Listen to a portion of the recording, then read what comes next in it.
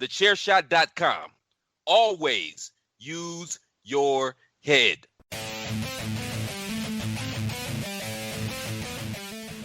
Hello, everybody. That was a weird ending to a really good card.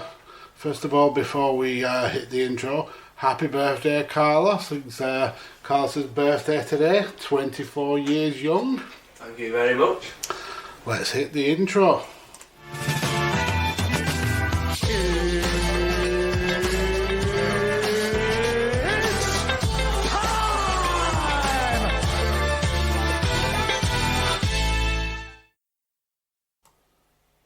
Yes, sir. So, we've just finished watching UFC Vegas 21, Brunson versus Holland. I am Mags, and with me, birthday boy and current British Arco gold medalist, Carlos. Carlos, how are you? I am good. Still as strong as ever and ready to take back over on April the 12th. Watch this space. Yes.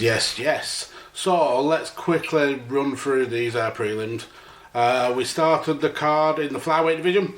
Bruno Silva getting the second round KO of JP Bays. Then we moved into the bantamweights with a first round knockout from Montel Jackson against Jesse Schrader. First decision of the night was in the middleweight division. Trevin Giles against Roman Dolidze. Another KO. I think it was something like the second or third latest KO in UFC history, with Grant Dawson getting the knockout over Leonardo Santos with 1 second of the third round to go. And then we rounded off this prelims with Marion Renault dropping the result to Macy Chiasson. Going into the main card, we were originally going to have 6 fights on this main card, Carlos, but unfortunately just hours before the beginning of the show, Gregor Gillespie and Brad Riddell was called off. Riddell's camp has had a bout of COVID, which also means it affects Volkanovski versus Ortega next week, so we'd lose that fight as well. Obviously Volkanovski's picked up either symptoms or he's got coronavirus either way. I'm sure it'll come out later on. But who was the woman who passed out, fainted? Stoliarenko. Stoliarenko, yeah. For the one part, I love the UFC, but that part is disgusting. The fact is, she passed out the first time weighing in, and you allowed that poor girl to try and weigh for a second time. Mm-hmm. If her team wasn't there, she would have passed out again and fell on her arse again. Mm-hmm. That's disgusting. Don't ever do that again. She's come on to social media and kind of explained what has gone on. She's totally took responsibility, said it was her fault. She cut to the weight limit too early, and has said that anyone who does extreme weight cuttings to get to the weight class that they're fighting in knows that you can't stay at that weight for long because you've drained your body of all its natural resources, and that's what happened. Basically, she cut weight too long, didn't make it into the weighing time, and collapsed. Well, that's it. When you cut in so much water like these fighters do, when they come in so close to fight day, they can cut up to like 10 to 20 pounds, if not more. I'd put money on with some fighters. So it's a lot of water they cut, and especially when, and as well now the masks, I'm not going to say anything about it, but yeah, when the masks are on your face and you're already cutting water and your already body's sort of lacking oxygen in the first place, last thing you want to be doing is covering your face and shutting your body off in a way. So it's just dangerous for that. It's like McGregor when he put his tweet out, if you're sick of cutting weight, move up a class. Simple as that. Yeah. Absolutely. I mean, I couldn't agree anymore. Before we get into these main card fights, a little bit of housekeeping to do. Shooting the Sports Ish now have a Patreon, so you can go over there and join that at patreon.com/shootsportsish and get some really cool extras. And I think there's quite a few different tiers where you get different kind of bonuses. So yeah, please consider joining that and really help the team here at Shooting the Sports Ish. That's at patreon.com/shootsportsish. And whilst you're there as well, it'd be cool if you if you went and checked out some of our sponsors, we're sponsored by Thrive Fantasy Betting, and we're also sponsored by Symbol. So yeah, if you want to get your betting on, we'd appreciate it if you went over there and tell them that Shooting the Sports-ish sent you. Yeah, that'd be brilliant. We thank you for doing that. Especially go to the Patreon. If you want the best out of Shooting the Sports, you'll definitely get it in the Patreon. And say, if you're a betting man or a betting woman, they're the two companies for you. Absolutely. So let's go into this first fight. Starting the fight with one of the funnest guys in the heavyweight division, Tartavasa. Punch people's heads in and drink this. He was taking on Harry Hunsucker, who was making his UFC debut, and Tartavasa, rumours were that he was pretty much on his last kind of legs with UFC, and if he didn't put up a decent performance, he was potentially going to get cut.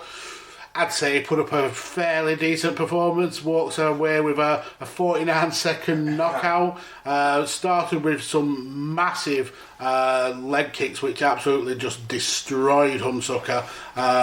Tar then just throws a massive right hand. You could see that Hunsucker just was destroyed from it.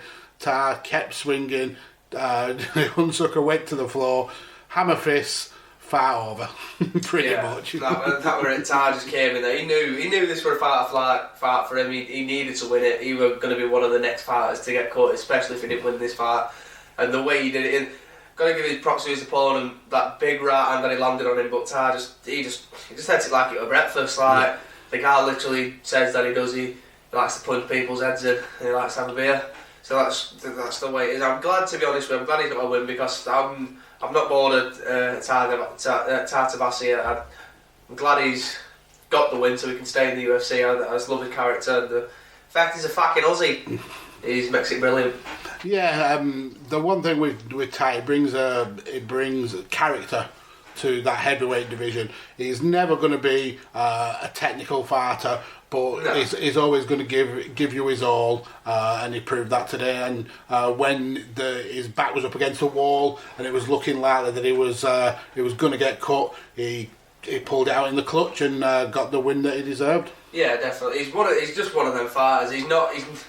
He'll probably say it himself. There's little skill there, little technique. He just knows he's a heavyweight. I think he just made the mark with 0.5 pounds. I think what did he weigh in that? 265 point something. Yeah. So he literally only just made the mark. So he's a big guy and he's got some fucking power there. And he knows if he cracks you one of them, you're getting put to sleep. But he also takes the risk of taking the big hits like he did early on in the round. But like I said, he ate that one and. Yeah, I'm probably guessing he's had about 5 shoes been out. Absolutely. Then we went to a fight in the bantamweight division. Gustavo Lopez taking on Adrian Yanez. And this I enjoyed watching this fight. I thought that Yanez was so heavy hitting for such a small guy. He had a lot of power in his shots. Just really kind of dominated Lopez with the different ways he was coming, the different angles that he tried. Lopez, fair play to him, was able to move in and get a lot of his own shots, but when Yanez turned it up, he absolutely destroyed Lopez for the first 2 rounds, really kind of dominated him, and then started the second round, and within 4 or 5 seconds of the second round, he absolutely drops Lopez with a right hand. Yanez went to follow up, didn't need to bother, did a walk-off knockout, and Yanez picked up a very classy, slick win. Yeah, that was brilliant. That, especially the walk-off KO, that's just Mark Hunt style all over. In that fight, you could definitely see it was a style of speed versus power.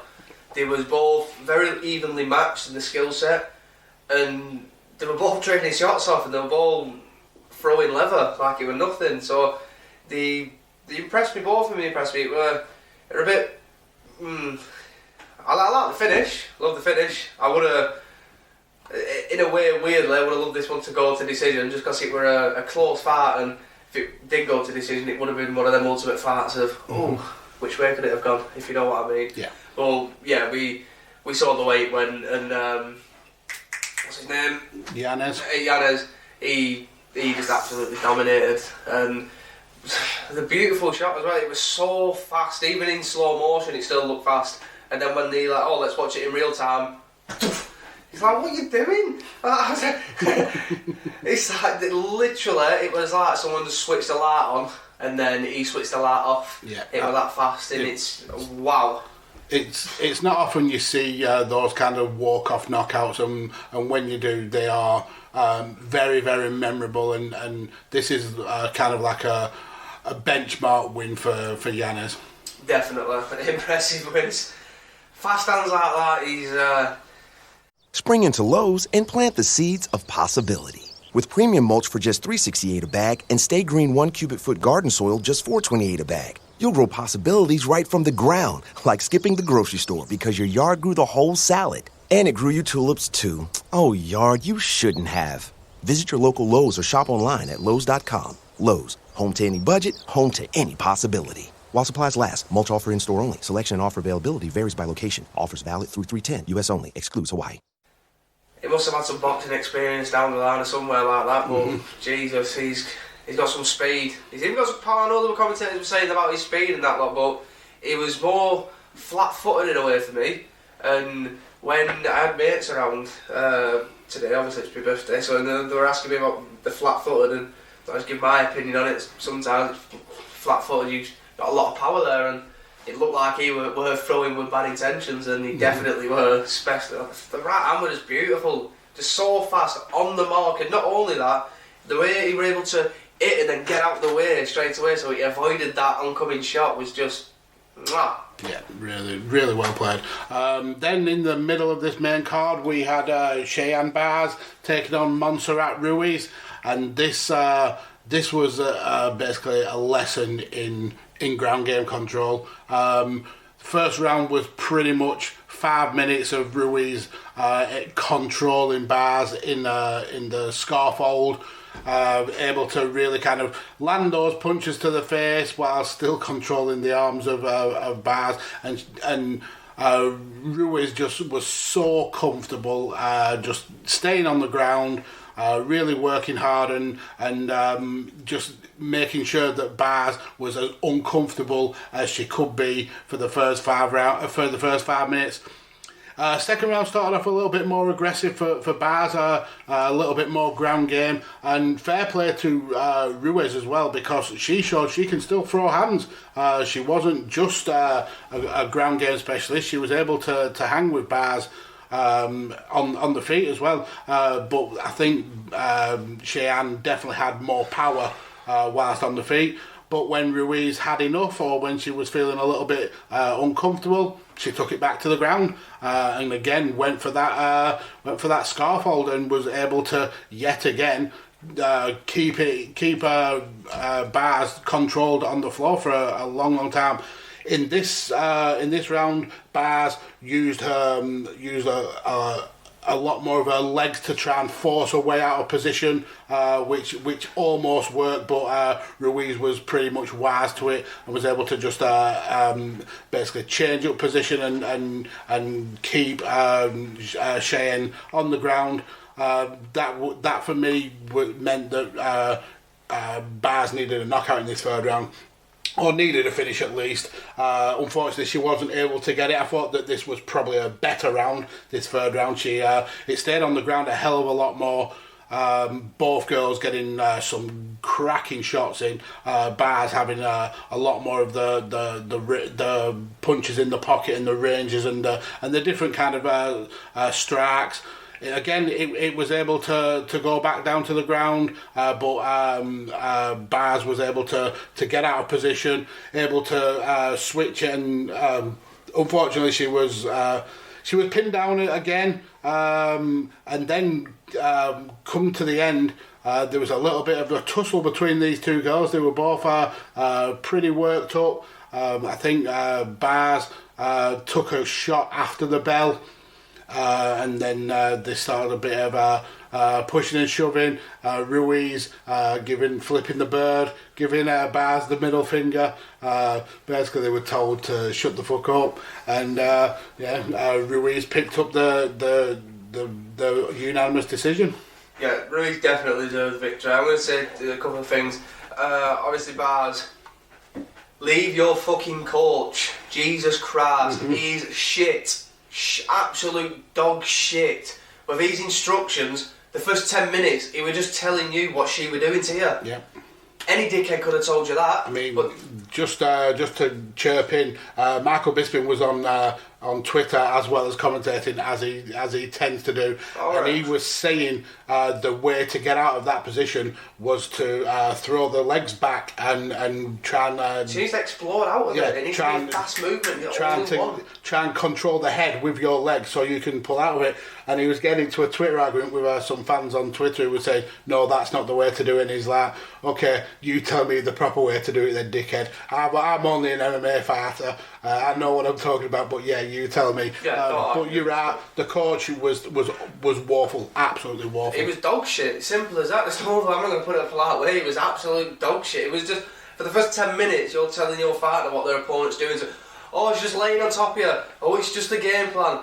Oh, she's just laying on top. Oh, she's just doing the same thing. No shit. You're just saying exactly what's happening. Yeah. Exactly what. And it was working. Exactly what Mike Perry was saying about cornermen, how shit some of they are, because you're paying them money for them to tell you what's going on in the fight. You're in the fucking fight. You can see what's happening. You're on your back, and fair enough. We're fighting the first round, 5 minutes wasted. Definitely a 10-8 round. That's one thing I'll say about the commentary team. Questioning it about a 10-8 round. Come on, dummies. That was definitely a 10-8 round. It was about 4 minutes 50 seconds of control for Ruiz. Exactly, and you can't say to me that's not a 10-8 round. Come on, that's fucking stupid otherwise. And then the second round, I think she had they were in 4 minutes of control. Then the third round, about what were it about control? A third round, it was probably about a minute. Yeah. She did almost 10 minutes of control over the 3 rounds. Yeah, so she absolutely dominated her on the ground, and then I was literally saying it in between round one, because she's not known as a ground fighter. She's a better stand-up. Bez is a better stand-up fighter. So when she was in the first round, she was getting fucked up. Simple as that. He's still pissing me off that they were questioning it's a 10-8 round. It was definitely a 10-8 round. It's weird because only one judge actually gave it a 10-8 round. Exactly. So I'm like, what the fuck? Like, how? Like, how can you not judge that? Like, seriously, come on. But then, obviously, when Baz was on her feet, she was hitting and moving. She wasn't staying still, and that's exactly what she needed to do. And then she was getting sloppy, basically, letting herself get put into the clinch, and then getting took back down by the same thing. And then a coach would then exactly saying the exact same thing, exactly what's going on in the fight. Get rid of your fucking coach. Move somewhere else who's going to help you and teach you, not just in the gym but in fights, because it didn't look like you had a fucking clue what you were doing on the ground. But then saying that, Ruiz, obviously being the shorter opponent, she took the game plan, took the bigger opponent down, used her own weight against her. I thought after the first round her arm was going to be pretty much fucked because of how hard she were holding that basically that reverse bulldog choking away, and yeah, man, she's a little tough cookie, that girl. Yeah, 10 minutes that she had that arm in that position. Exactly, and she didn't once sort of let up. And yeah, fair enough, third round after 10 minutes of control, I don't think anyone can say, oh, maybe she were a bit shit, because I don't think she were. I think she were, to be honest with you, I could have given her all 3 of them rounds if I were to be biased, which I'm not. Which obviously the last round, I'm gonna have to go to Bears, because she did a lot more in that round what she should have done in round 2. Yeah, she did more in that third round than she did in both the first 2 rounds put together. Let's go into the new co-main event. This fight was actually meant to be, I think, second on the card, with Gregor Gillespie and Riddell being dropped from the card. This moved into co-main event, and what a co-main event it was. Max Griffin taking on Kenan Song. another first round knockout and a superb victory for Max Griffin. Started off both fighters really bright, really wanted to hit their opponents hard very quickly. Griffin coming out with the jabs and Song with the attempts at head kicks. Griffin kind of like started to put the pressure on a little bit earlier than Song did, but Keenan was able to defend well. We get back to the centre of the octagon. Griffin really trying to light Song up. Song tried to push away with the front kick, but Griffin not allowing for that. Lands a right hand. You see Song's eyes cross. He wobbles a little bit. 1-2, pop, good night. And Song was out. And not only, I'm not talking about a normal kind of UFC knockout where the guy is put asleep and then he's awake. This guy was knocking his heads out. He was face down in the octagon for a minute easily. A massive win for Max Griffin. He's been an MMA and UFC veteran for a long time. I think this was his 11th fight or something like that in the UFC, and he won't get a clearer win than that. Absolutely not. Song were definitely like sleeping off that jet lag, especially he like you say, he were knocking his heads out. And Max Griffin, wow, what? This was one of them. They were both equally matched on the feet. It was Song getting his own good shots off. He was banging with him, and it was good to watch. But then Max Griffin, just that right hand landed perfectly on the button, and like you said, you just see Song's eyes just sort of roll it back of his head, and it's like he didn't have a fucking clue what was going on. So yeah, good win for Max. I think it's like 2 wins in a row for him. Like I say, he's a veteran in the UFC. Not really quite making it up in the rankings like a lot of people. No, he's still got a negative win-loss record. I think he's won 5 and lost 6, but he's certainly making waves with those two victories in recent weeks. Well, that's it. He's this performance now. He's definitely going to open up a better opportunity for him moving on. Talking about bigger opponents, maybe not, because obviously the welterweight division at the moment, you've got Usman versus Masvidal for the second time, which I don't think should. Do you really think Masvidal deserves that? I don't. It's a money fight. It's definitely a money fight. You can't not. But then again, who else can you fight? You got Leon, who's already said, I think today or yesterday, that they're trying to get Corvette, but they'll see what he has to say. And who else in there what you could give him, because again, he hasn't really got a record to the stage where you could say, yeah, he's could fight a top 5 and probably stay in there and hang with him. After a couple more performances the way he did tonight, possibly, but that's just going on his performance tonight. If he goes back in the gym and works on his game and carry on doing what he's doing, hopefully his work pays off, because it's always good to see someone who's been in the UFC for a long time actually ambition on himself, the commentary, live up to your potential. Yeah, sort of thing. You've been in the UFC for so long, you don't want to basically end up leaving the UFC or retiring, going, yeah, I was one of the longest fucking reigning UFC fighters, but I never made it anywhere close to a belt. You don't want to be like that, do you? You don't. It's like you're not even a gatekeeper at that point. You're literally just one of the fighters. You're just winning and losing. Yeah, I mean, to be fair, looking up and down the MMA rankings for the welterweights, there's not actually a lot of fights been made. There's a lot of talking about fights and potential fights. For me, I think it'd be interesting to see Griffin go up against someone like Michel Pereira.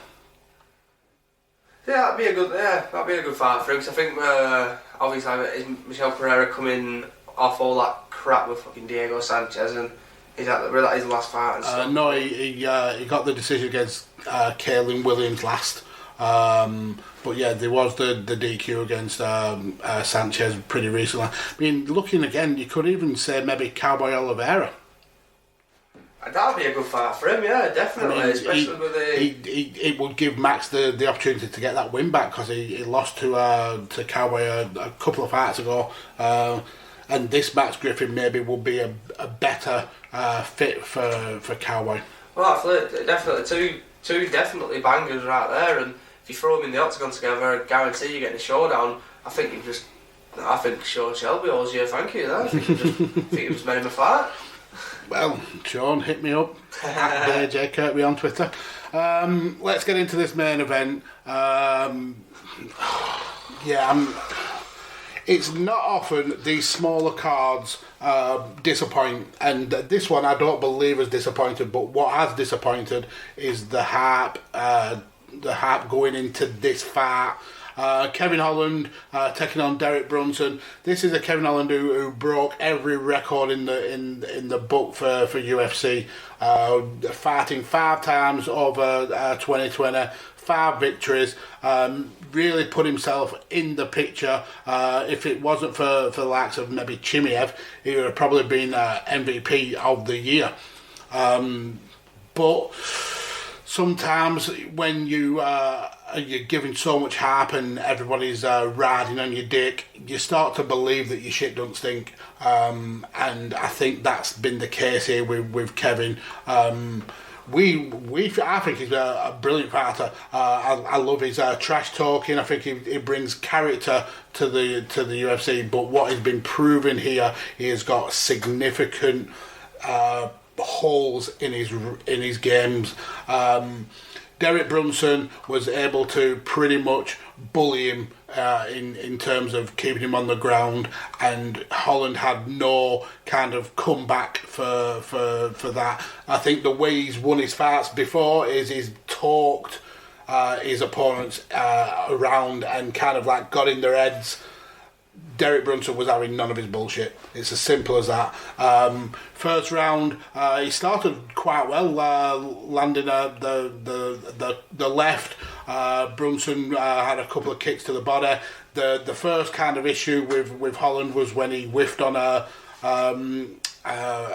kick, which meant that Brunson was able to take him down, and he kept him down for the first round.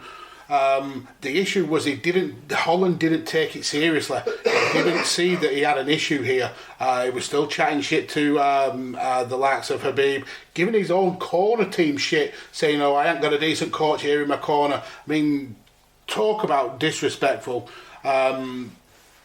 Second round, he had a little bit more kind of opportunity to basically win the fight. He had Brunson really hurt.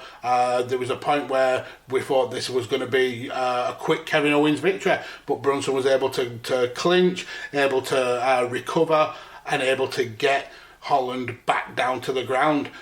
This time he was going for the arm triangle. He damn near got it. He even got into a position where he got his legs free and was able to push from the side, but unfortunately he just wasn't able to get enough squeeze to make Holland tap in the second. Third round again, we start on the feet, as every fight does, but it quickly goes back down to the ground, and Brunson is able to just bully Holland. The issue now into this third round was that Brunson was absolutely gassed. You could see he was knackered. His punches had a lot less power behind him.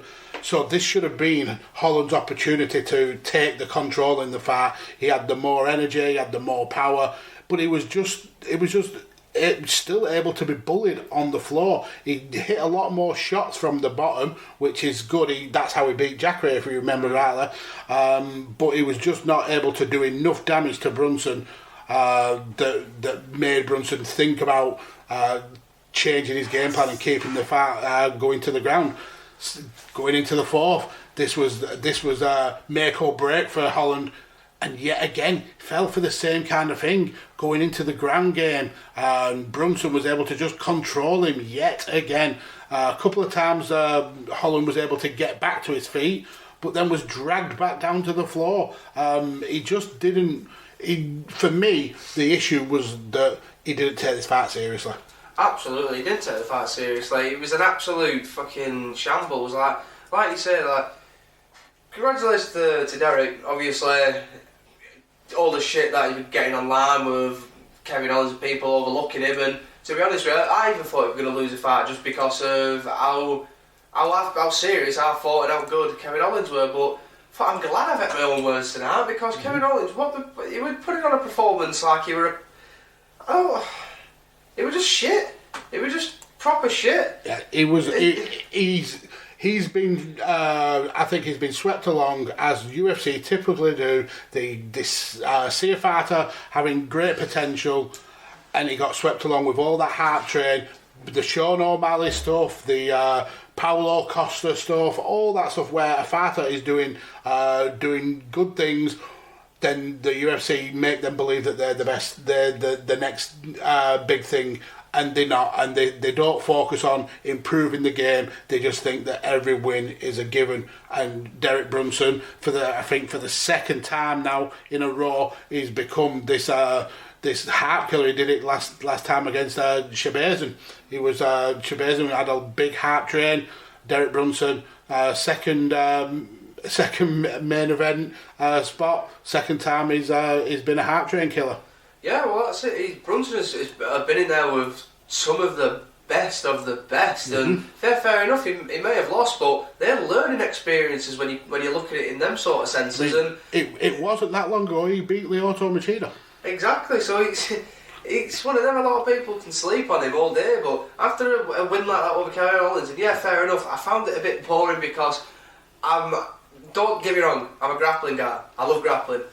I don't mind the takedowns. I don't mind exactly what he was doing, but he were holding him a lot of the times. He was just laying on him, and he weren't doing much. And even when he was trying to punch, Holland was blocking a hell of a lot of them. That was the only good thing Holland did was hold on and block, and Brunson were holding on from top. They weren't really doing much, and Holland, like you say, he said if he wins this fight, he's going down to 170 to challenge Usman. He gave his corner shit. He was speaking to fucking Khabib. He was having chatting about Khabib. You need to slap yourself. That's what you need to do. You need to slap yourself. You need to wake up, because, like Bisping said, do you want to be known as this guy who's trying to be funny in the octagon? It's funny when it's working for you, but when it's not working for you, you just look like a bell end. Like, he made you look like a bell end. I'm sure at one point Brunson said, like, are you going to talk after the fight? And it was just one of them, and it sort of got to me as well. It didn't get to me, but it sort of, when I looked at it as when the fight was over, Derek knew that he'd won that, and Kevin Holland, he went over to him. Basically, he could have grabbed his hand, and he might as well have just been rubbing himself up to him, walking along with him. And Derek's just walking away, and you can just see it in Derek's eyes, like he don't want to, like you've just been you. He probably looks at it as you took the piss coming up to this fight, leading up to this fight. You thought you were just going to walk through me because of this hype train, and you've just stepped in front of a dangerous. And let's put it this way: look at Derek Brunson. He usually has a bit of a chubby belly because he's a wrestler, but he looks toned. He looks like he came into this shape knowing that he needs to win this fight. Obviously, like I said, he won his last fight, but he was going on a bit of a up-down situation. And then especially with this big name fight, if you want to call it, he's just made that big name look like a fucking amateur. So, in that sense, yeah, Kevin Holland needs to stay in his lane. He needs to know what he needs to do. He definitely needs to work on his grappling. If his coaches are shit, don't give him shit in the fight. Don't they? Just sort it out afterwards. If you haven't got no good ground coaches, go and get some. Simple as that. Don't ask him B whilst he's there. How unprofessional does that look? I bet you Dana White would. That's you know when Dana White like smiles like that. He's not smiling because he's funny. He's smiling because he's thinking, "Fuck's sake, my organisation looks like a fucking joke, doesn't it? People have paid for this fucking card in America, and look at this guy pissing about."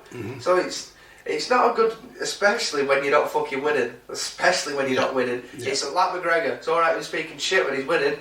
Not too much when he's fucking when he's not up there and he's not the champion. Yeah, and I think the difference between Holland and McGregor is when McGregor is down in a fight, he cuts the kind of showboating and bullshit out. He knows he can switch it to be a professional, to turn up the level of performance. Kevin Holland didn't do that at all. Absolutely. He kept up the shit talk. He was absolutely dominated for 5 clear rounds. He had no second game. He had this shit talking ain't working. Derek Brunson did not come to play. It's as simple as that. He'd been disrespected in the build-up. He's seen how Kevin Holland has talked smack to other fighters and got in their heads and basically won fights by psychologically rather than with his skills. And that's what I think he tried to do tonight. He just didn't work.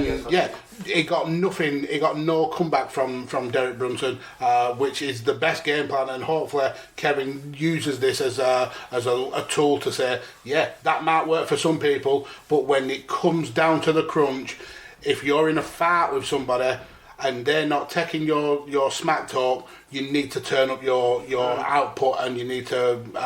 It certainly needs to learn wrestling. It's as simple as that. His wrestling was abysmal. He got absolutely bullied by someone who was gassed halfway through the fight. Now, if I was a promoter of the UFC, which I never will be, but if I was, and if I was Sean Shelby, these are the fights I'd make. Brunson won that fight. I'd give him Costa. Costa's back down from fighting Whitaker on short notice. Kelvin Gastelum stepped in because he's got the biggest balls out of the two. So give Brunson Costa, because Costa's got a shit ground game. He said he talks about his jiu-jitsu, but his jiu-jitsu is dog shit. But then you go to Kevin Holland, I'd make him eat his words. I'd give him fucking Chimehead. Obviously that fight's not on with Leon and stuff like that. I'd say to Chimehead, if you fancy going up to middleweight, mate, because there's a guy who was saying that he's got a couple of dildos in his car ready to fuck you. So do you want to make him eat his words? Because I fucking would. Simple as that. Yeah, I mean, all that kind of stuff. It's just, it's childlike. For me, I think he needs to go back to the drawing board. I mean, the guy's still top 10, so going down. I don't think he's top 10 after that performance. Going down too far is maybe is. I mean, you don't want him up against someone like Alexio Dechiri or someone like Tom Breeze, for example. But certainly someone maybe among the level of Tavares, perhaps, or Amari Akhmedov. You say it could be, or you can give him the guy in front of him, give him Uriah Hall. Like I say, give him number 9, he's number 10. If that's the case. I mean, that's. I mean, Uriah Hall's on a massive win streak recently. I mean, he's not that long ago. He knocked out Anderson Silva. It's Harp Train versus Harp Train. I think Uriah may have Chris Weidman next month, but I'd certainly have him against the winner of that match. Either way, I'm saying that all the fights, the only person in the top 10 who's not took is Paulo Costa. There's Cannonier as well, I think. Oh, Jared Cannonier. So yeah, well, there's 2 fighters there who's not fighting. So that's saying that Kevin Holland, no, he doesn't deserve an opponent like Cannonier or Costa or anything like that. So Brunson out of them 2, then yeah, give Brunson one of them 2. But yeah, but Kevin Holland. I think you hit the nail on the head with Brunson versus Costa. That'd be a great fight. And then I'd have Holland, maybe even against the loser of Weidman and Uriah Hall. Oh, after the performance of that, I just won't even give him a decent near fight. I'd have to. No, but it's still, the fact is, he still sells tickets, he still sells events. So I wouldn't drop him back down to like the lower ranks, because he's definitely a top 15 fighter. Yeah, I'd say he's a top 15 fighter, but with a performance like that and you take it piss, you're getting your arse whooped every single time if you're looking at the top 5, especially in the middleweight division, because fucking hell, everyone might sleep on Izzy now because he's just been beat off Jan, but he hasn't been beat at middleweight. No. And he's beat everyone at middleweight. So yeah, there's not anyone likely to beat him at middleweight. Exactly, that is his weight. Mixed martial arts, that is his weight. Simple as that. So that's a killer's division there. And Kevin Holland, man, I want some of what he's smoking if he thought he was going to go down and beat fucking Usman if that was his performance. Yeah. Jesus. So let's have a quick look forward to next week's event, a numbered pay-per-view, UFC 260.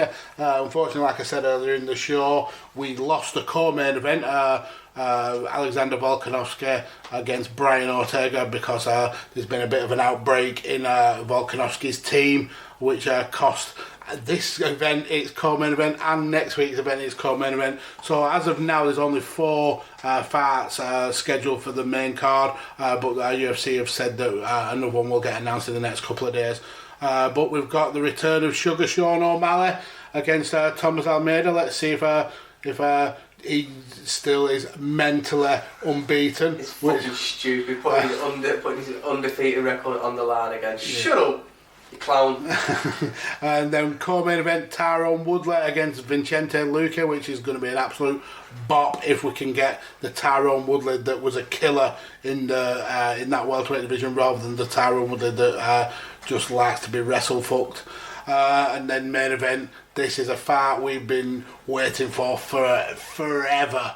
Stipe Miocic taking on the absolute animal of Francis Ngannou. 2017 and then last fought, and I just knew. How many years it making now since 2017? 4 years. 4 years since the last fought. For this fight. Both have grown as fighters. Both have really kind of upped the game. And this will be a match watched by a certain former light heavyweight champion with very much bated breath. I wonder if he's got a preference to who he wants to win, because Stipe, because he don't want to get fucking. I was going to say no one.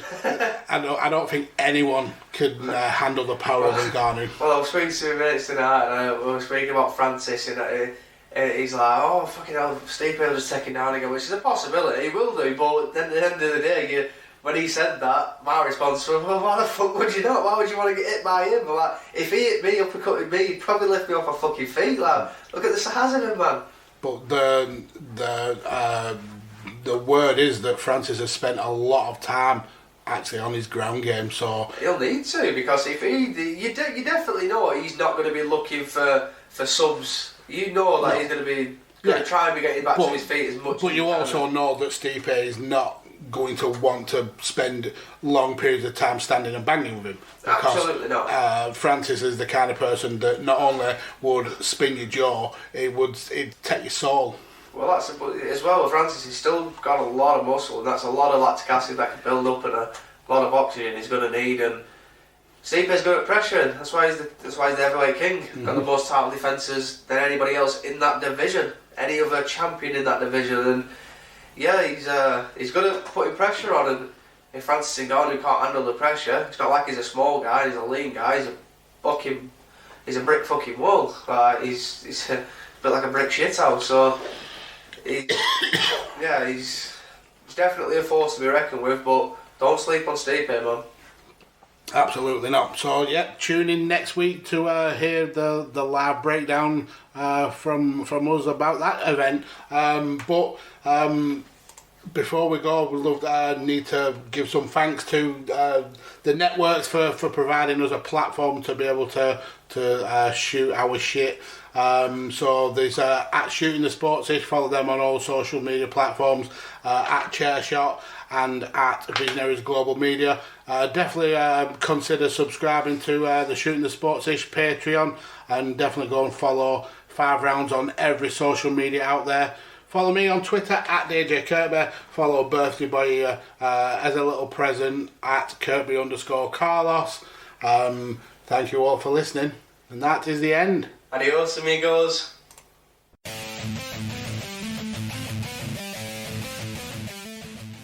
TheChairshot.com. Always use your head.